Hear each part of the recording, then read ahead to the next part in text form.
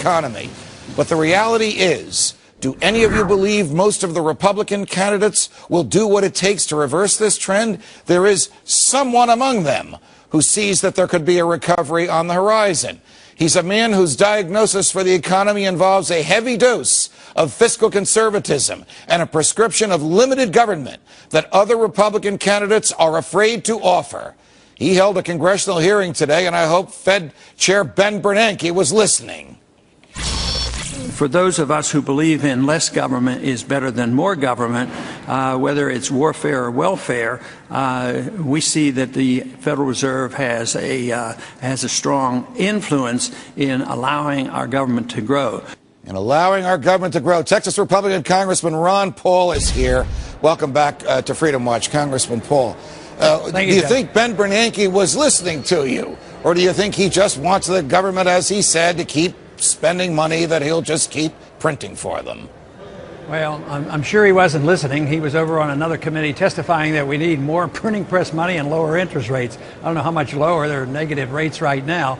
So, no, they're not offering a prescription. I mean, we have too much spending and too much debt, so they're trying to solve the problem with more spending and more debt. So there's not a chance in the world that we can get out of the recession this way, because it's going to take a long time to get rid of the debt and the malinvestment at the rate we're going. What will it take for members of Congress to understand that the policies of the president and the congressional leaders in both parties who've gone along with him and of Mr. Bernanke is not going to solve the problem of everyday Americans? It's only going to make it worse. You know it. You've been discussing this for years. What will it take for the rest of the people in the government to realize you can't do the same thing over and over and over again and expect a different result? Well, I'm not too optimistic that they're going to catch on, because when you think about how long it took us to come out of the Depression of the 1930s, it was a long time. When you think about people learning our lesson in Japan, they've been going up on almost 20 years. We're now, I think we've been in a slump since the year 2000, not just in the last 4 years. And the people here don't want to change because they have been conditioned by Keynesian economics. But where I'm encouraged is that people outside of this place are getting the message. And the answers are well known. It's just that how do you translate this new message that we have of free markets and the Constitution and get the people that are managing the affairs now out of office? And I believe we're going in the right direction, but we still have a long way to go because, you know, the deficit is continuing to expand and the government is expanding and they're still printing the money.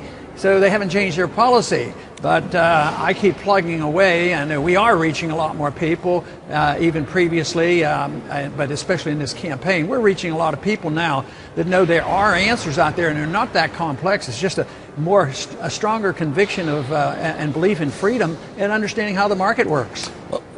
What are the answers? What would a President Paul do if the Congress were to be of like mind to address our economic recession in the first couple of months of your presidency? Well, immediately you could bring our troops home and have them spend all their money here at home. That would give us some reprieve. We could change our foreign policy and indicate to the world that we're going to get our budget under control. We could remove taxation on all the money that is held overseas by our corporations and not double tax them. We could remove the interest paid by the Federal Reserve to the banks. The banks won't, invest their money because it's too risky.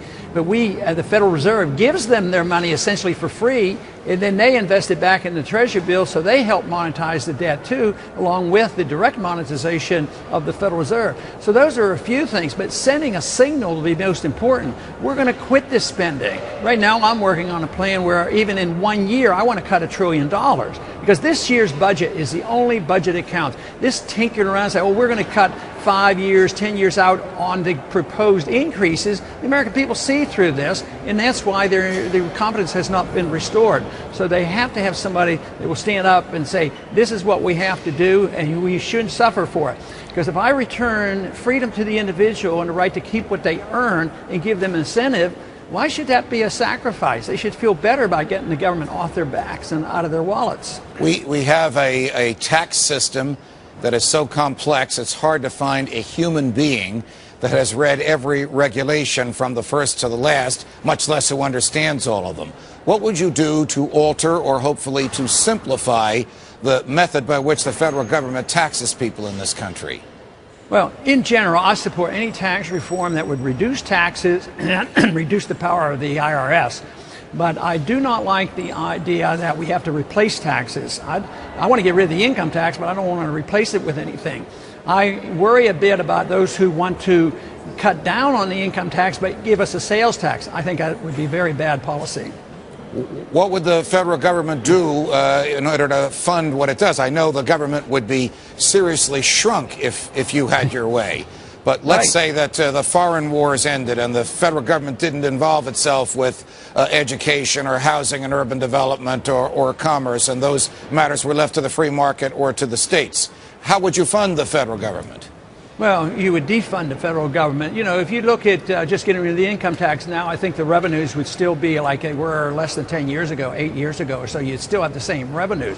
And we lived up until 1913 without an income tax. So it's the appetite for big government is the problem. The taxes and the Federal Reserve inflating, that is the symptom.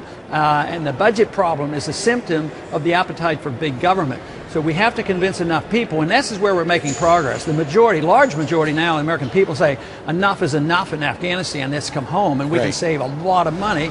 The other side of the coin, though, is the entitlement system. And I'm sure you understand this because people have come to believe that an entitlement is a right. That has to be reversed. You have a right to your life and your liberty and your property, but you don't have a right to somebody else's life, and that's what entitlements are about. We have to change that definition or we can't win. How dangerous is it, Congressman Paul, for a president to act as judge, jury, and executioner and order the killing of an American because in the president's view he's dangerous and has to go, and is not in the United States, and might this dastardly event lead to killing Americans who are in the United States? Of course, that's the big danger. I've been mulling this over, and I think it might be our crossing of the Rubicon. I believe we have just transitioned, if we don't quickly reverse this, transition from what's left of our republic to the dictatorship or the tyranny that came, to the Roman Empire. So we are losing our republic, and republicans are gone when the government takes over the monopoly of control of money and they print their own money or create their own money.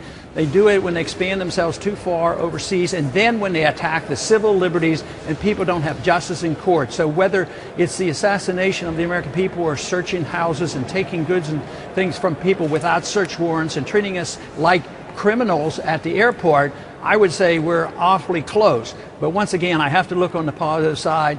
And going around the country, I still do meet a lot of people who are getting pretty upset with this and would like to see the restoration of a republic. Are there members of Congress from both parties who agree with you? I know Congressman Kucinich, who doesn't often agree with you, agrees with you on these issues. The president can't start a war in his own. The president can't kill an American. Everybody's entitled to due process. Is the Congress a potted plant, or are they going to do something about this? Well, and too often the leadership is only in the business of preserving power, and that's what they argue about. It's a shame that all this arguing and bickering going on between the two parties, that there was a difference, but regardless of which party you have, they still endorse. They don't change the definition to rights and entitlements, and they don't change the foreign policy, and they don't go after the Fed.